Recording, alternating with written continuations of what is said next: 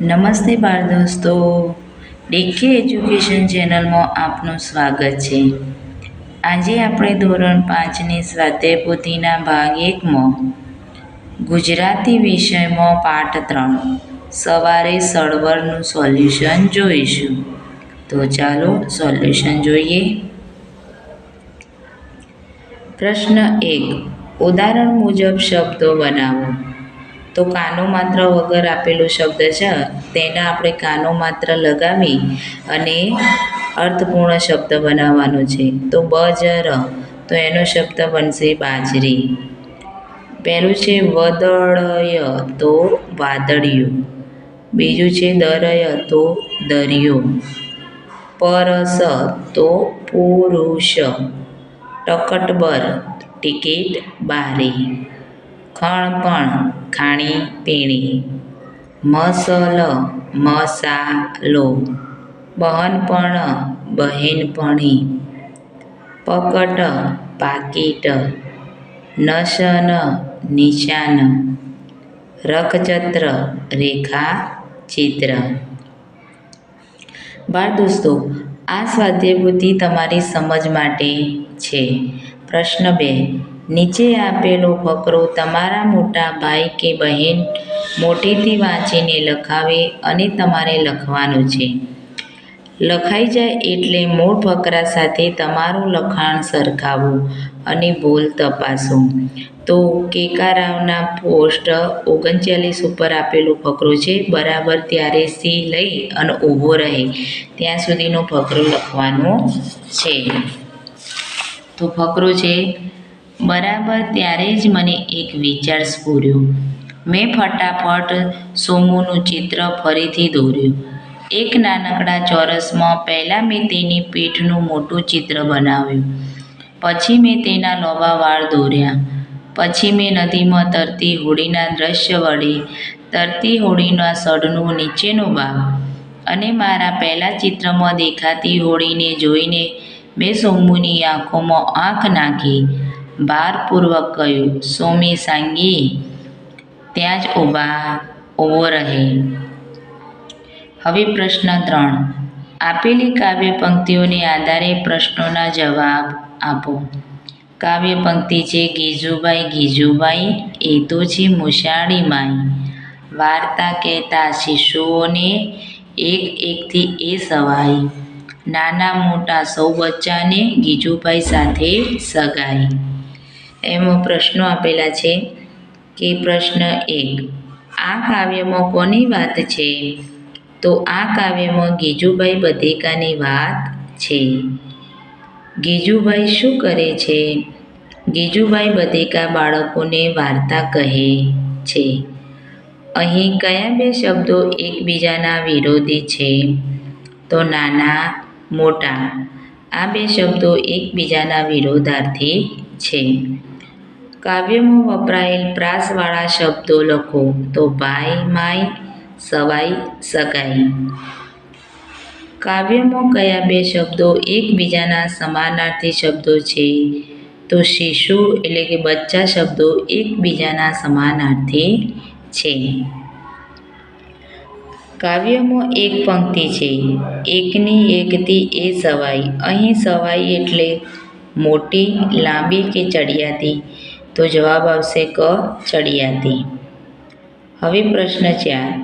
કૌંસમાં આપેલા શબ્દોનો ઉપયોગ કરીને ફકરો પૂર્ણ કરીને વાંચો. તો કૌંસમાં શબ્દો આપેલા છે બળજબરીથી, ધીમેથી, દરરોજ, નીચે, ધ્યાનથી, આમતેમ, ઘણીવાર, આગળ, હસીને અને નમ્રતાથી. તો આ શબ્દોનો ઉપયોગ કરીને ફકરામાં જ્યાં ખાલી જગ્યા છે ત્યાં બંધ બેસતા શબ્દો લખવાના છે. તો ગુરુજી ખાલી જગ્યા અમને વેદોના મંત્રો શીખવતા. તો જવાબ આવશે દરરોજ. અમે પૂરા ખાલી જગ્યા એ સમજવાનો પ્રયાસ કરતા. તો જવાબ આવશે ધ્યાનથી. કોઈ શિષ્ય જરાક ખાલી જગ્યા જોઈએ તો ગુરુજી ખાલી જગ્યા કહેતા. એકાગ્રતા વિના તમને વેદ મંત્રો આત્મસાત નહીં થાય. તો જવાબ આવશે આમ તેમ જોઈએ તો ગુરુજી ધીમેથી કહેતા. મને ખાલી જગ્યા થતું કે ગુરુજી સાચું કહે છે ઘણીવાર, પણ અમારી ઉંમરે ચંચળતા સહજ હતી. એકવાર મેં હાથ જોડીને ખાલી જગ્યા કહ્યું, એટલે કે નમ્રતાથી કહ્યું, ગુરુદેવ ક્ષમા કરજો, પરંતુ મન અમારા કાબૂમાં નથી રહેતું. ગુરુજીએ ખાલી જગ્યા કહ્યું, જવાબ આવશે હસીને, એ હું જાણું છું. તમે જો ખાલી જગ્યા એને વશ કરતા જશો તો એ સામે થશે. તો ખાલી જગ્યામાં જવાબ આવશે બળજબરીથી. ગુરુજી આંબાના વૃક્ષ નીચે બેસીને અમને ભણાવતા. હું હંમેશા ખાલી જગ્યા બેસતો આગળ. પ્રશ્ન 5. ધારો કે તમે બજારમાંથી પસાર થઈ રહ્યા છો અને અચાનક કોઈ નાનકડો અકસ્માત થયેલો જુઓ છો. તમારે 108ને ફોન કરવાનો થાય છે, તો તમારો 108ના ડૉક્ટર સાથેનો સંવાદ લખો. તો હું, હેલો ડૉક્ટર. કહે, હેલો, ક્યાંથી બોલો? હું શું આપની મદદ કરી શકું? હું, ડૉક્ટર સાહેબ, હું અહીં સાંતલપુર તાલુકાના વારાઈ ગામમાંથી બોલું છું. અહીં એક અકસ્માત થયો છે અને તમારી જરૂર છે. ડૉક્ટરે કહ્યું, આ સ્થળ કયા જિલ્લામાં આવેલું છે? મેં કહ્યું, પાટણ જિલ્લામાંથી બોલું છું. ડૉક્ટરે કહ્યું, ચાલો મારી ટીમ સાથે હું ત્યાં હાજર થાઉં છું. ત્યાં સુધી દર્દીનું લોહી ન વહે તેની વ્યવસ્થા કરો. હું, આભાર. પ્રશ્ન 6. આપેલા શબ્દોનો ઉપયોગ કરીને અર્થપૂર્ણ વાક્યો બનાવીને લખો. તો અહીંયા શબ્દો આપેલા છે: રઢિયાળું, પક્ષી નિષ્ણાત, હોડીવાળો, પાકીટમાર, શર્ટ, શકમંદ, ધૂંધળો, હરીફાઈ, ચિત્રપોથી અને મોબાઈલ. તો પહેલો પ્રશ્ન છે, પહેલું વાક્ય બનાવ્યું છે. બાળ દોસ્તો, તમે અહીંયા તમારી રીતે પણ વાક્યો બનાવી શકો છો. પૂનમની રઢિયાળી રાતે બધા ભેગા મળીને બેસવાની મજા આવે છે. પક્ષી નિષ્ણાત માટે વાક્ય બનાવ્યું છે. ડૉક્ટર શિવાની પક્ષી નિષ્ણાત ડૉક્ટર છે. હોડીવાળો માટે વાક્ય: હોડીવાળો ભાઈ ખૂબ જ સાહસિક છે. પાકીટમાર: મોટા મેળામાં કેટલાય પાકીટમાં લોકો ભરતા હોય છે. શર્ટ: કાલે અમારા શિક્ષકે નવું શર્ટ પહેર્યું હતું. શકમંદ: છેલ્લે શકમંદ લોકો પોલીસના હાથમાં આવી જતા હોય છે. ધૂંધળો: ગાડીનો કાચ ધૂંધળો હોવાથી ચોખ્ખું દેખાતું ન હતું. હરીફાઈ: તો શાળામાં કરેલ વાર્તાની હરીફાઈમાં હું જીતી ગયો. ચિત્રપોથી: આજે દરેક બાળકે ચિત્રપોથી પૂરી કરી દીધી. મોબાઈલ: કેટલાક લોકોને મોબાઈલનું વ્યસન થઈ ગયું છે. પ્રશ્ન 7. નીચે આપેલી વસ્તુઓને સરખાવી ઉદાહરણ મુજબ વાક્ય બનાવીને લખો. જાડું, પાતળું, તો થડ, ઓબો અને એરંડા. વાક્ય: ઓબાનું થડ જાડું છે, એરંડાનું થડ પાતળું છે. ઓબાનું થડ એરંડાના થડ કરતાં જાડું છે. હવે પહેલું આપેલું છે મોટું અને નાનું. શહેર અમદાવાદ અને મોરબી. તો વાક્ય બનાવીએ: અમદાવાદ શહેર મોટું છે, મોરબી શહેર નાનું છે. બીજું વાક્ય: અમદાવાદ શહેર મોરબી શહેર કરતાં મોટું છે. ઊંચું નીચું. પર્વત ગિરનાર ને પાવાગઢ. તો વાક્ય બનાવ્યું છે: ગિરનાર પર્વત ઊંચો છે, પાવાગઢ પર્વત નીચો છે.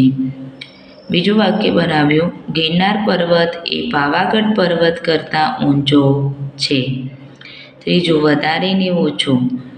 વસ્તી સુરત અને ડાકોર. તો વાક્ય બનાવ્યું: સુરતની વસ્તી વધારે છે, ડૉક્ટરની વસ્તી ડાકોરની વસ્તી ઓછી છે. બીજું વાક્ય: ડાકોરની વસ્તી કરતાં સુરતની વસ્તી વધારે છે. દૂર નજીક. ચંદ્ર અને તારા. ચંદ્ર નજીક છે, તારા દૂર છે. વાક્ય બનાવ્યું: ચંદ્ર કરતાં તારા દૂર છે. મોંઘું સસ્તું. ઘી તેલ. વાક્ય: ઘી મોંઘું છે, તેલ સસ્તું છે. વાક્ય: ઘી કરતાં તેલ સસ્તું છે. પ્રશ્ન 8. વાક્યો વાંચો, સમજો અને લાગુ પડતા બાજુના ખાનામાં ખરાનું નિશાની કરો. વાક્ય હાલમાં અને હવે પછી. તો હું જમી રહ્યો છું જે હાલમાં આવશે. કાલે સાંજે હું મિત્રના ઘરે જઈશ તો હવે પછીમાં કરું. કાલે કોમલ ક્રિકેટ રમશે હવે પછી.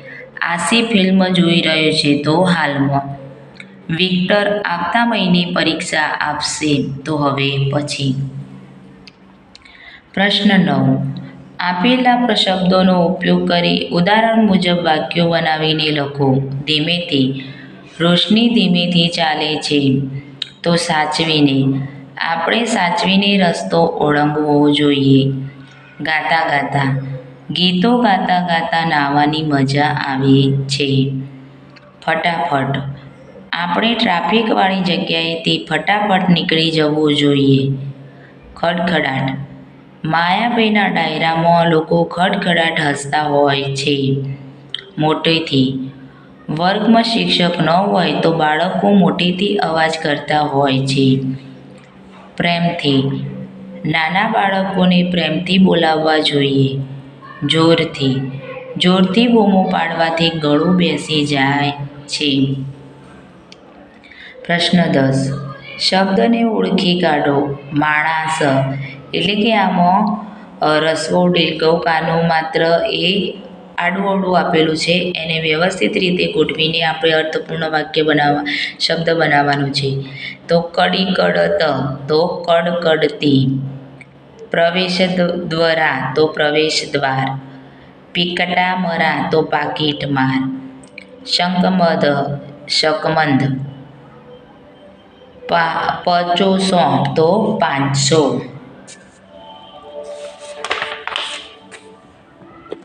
પ્રશ્ન 13.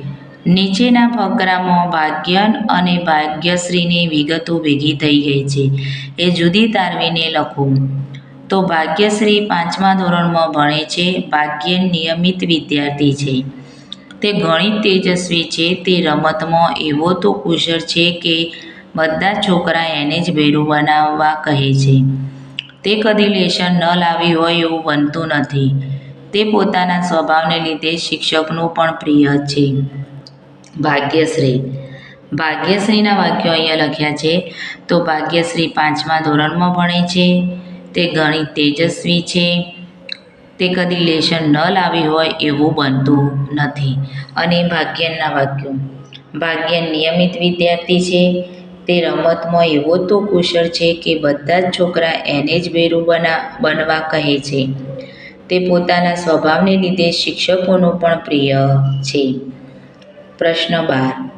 આપેલા સંવાદ કોણ બોલી શકે વિચારો અને કહો. પહેલું. મને લાગે છે કે પાકીટમાં હશે. સવિતાબેન બોલી શકે. સર, મારા પાકીટમાં ન તો રૂપિયા છે ન ક્રેડિટ કાર્ડ. જાનકીબેન. તમે પેલા અજાણ્યા માણસનું બરાબર વર્ણન ન કર્યું. વર્ષિલ નાગરેજા. માફ કરજો સર, પણ મારું નામ કિશન નથી. પાકીટમાર બોલી શકે. સોમી સાંગુ સાચું કહે. આ તારું પાકીટ છે. વર્ષિલ નાગરેજા બોલી શકે. હવે પ્રશ્ન 13. આપેલી પરિસ્થિતિમાં તમે શું કરશો તે લખો. અ અને બ. તમારું ખાસ મિત્ર શાળામાં અચાનક જ રમતા રમતા પડી ગયો તો ઓફિસ જોડે લઈ જઈ શાળાના ફર્સ્ટ એડ બોક્સમાંથી દવા લગાવીશ. જરૂર પડે તો 108ને ફોન કરીશ.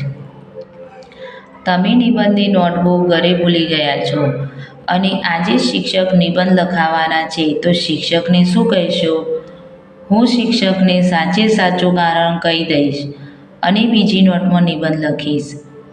તમારે મિત્રના જન્મદિવસની ઉજવણીમાં જવાનું છે પણ નાનો ભાઈ કે બહેન બીમાર છે તો શું કરશો? તો હું જન્મદિવસની ઉજવણીમાં જવાનું ટાળીશ અને નાના ભાઈ કે બહેન સાથે રહી તેને જરૂરી મદદ કરીશ. તમારા ઘરે મહેમાન આવ્યા છે અને જમવાના પણ છે. તમે મમ્મી પપ્પાને શું સહકાર આપશો? આવી પરિસ્થિતિમાં મમ્મીની રસોઈમાં મદદ કરીશ અને પપ્પાને પણ મદદ કરીશ. તમારે પ્રજાસત્તાક દિને એક પાત્રીય અભિનય કરવાનો છે. તમે એ માટે શું કરશો? હું એક પાત્રીય અભિનયની સતત પ્રેક્ટિસ કરીશ અને સારો દેખાવ કરી શકું તેવા પ્રયત્નો કરીશ. પ્રશ્ન 14. વાક્યના જોડકા જોડો. જો તમે આવશો, અમે આવીશું એ ખરા ને. દાદાજી મુંબઈથી આવ્યા છે. આ બાજુ જમ્મુ છીએ ખરા. હલવા મીઠાઈ લાવ્યા છે. અમે પરસેવે નહાયા. જે વહેલા ઉઠે તો જ હું આવીશ. ગરમી એટલી હતી કે એવી કહેવાય. તો અહીંયા વાક્યો લખ્યા છે, વાક્યો જોડીને. જો તમે આવશો તો જ હું આવીશ. અમે આવીશું એ ખરા ને જમીશું એ ખરા. દાદાજી મુંબઈથી આવ્યા છે અને હલવા મીઠાઈ લાવ્યા છે. જે વહેલા ઉઠે એ વીર કહેવાય. ગરમી એટલી હતી કે અમે પરસેવે નાહ્યા. પ્રશ્ન 15. કોઈ પણ બે જોક્સ લખો. પહેલો, બાળ દોસ્તો, અહીંયા તમે તમારી રીતે પણ જોક્સ લખી શકો છો. પત્ની: સવાર પડી, ઉઠો, હું રોટલી બનાવું છું. પતિ કહે: તો હું ક્યાં તવી ઉપર ઊંઘ્યો છું, તું તારી રોટલી બનાવને. બીજો, ડૉક્ટર: તમને કોઈ બીમારી નથી, બસ આરામની જરૂર છે. મહિલા: પરંતુ તમે મારી જીભ તો જોઈ જ નહીં. ડૉક્ટર કહે: તેને પણ આરામની જરૂર છે. પ્રશ્ન 16. ફકરાને આધારે ચિત્ર દોરો. ઝાડ નીચે એક મુસાફર બેઠો છે.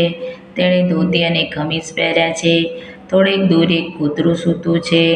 ઝાડના નીચે અડીને પાણીનું માટલું અને લોટો છે. ઝાડની એક ડાળી પર એક કાગડો છે. બાળ દોસ્તો, અહીંયા તમે ચિત્ર દોરી શકો છો. પ્રશ્ન 17. સવારે સળવર એકમમાંથી તમને શું ગમ્યું, શું ન ગમ્યું, નવું શું શીખ્યા તે લખો. તો શું ગમ્યું? હોડી ચલાવવાની હરીફાઈ, વર્ષિલ નાગરિચાની જાસૂસી, બુદ્ધિ, આ બધું ગમ્યું. શું ન ગમ્યું? તો પૈસા ચોરાયા, ચોરનું વારંવાર ખોટું બોલવું, આ બાબત ના ગમી. શું નવું શીખ્યા? પાકીટમાર લોકોથી સાવધાન રહેવું જોઈએ. આપણી તમામ વસ્તુને સાચવીને રાખવી જોઈએ. બાળ દોસ્તો, જો તમને આ વિડીયો પસંદ આવ્યો હોય તો લાઈક, શેર અને સબસ્ક્રાઈબ જરૂરથી કરજો.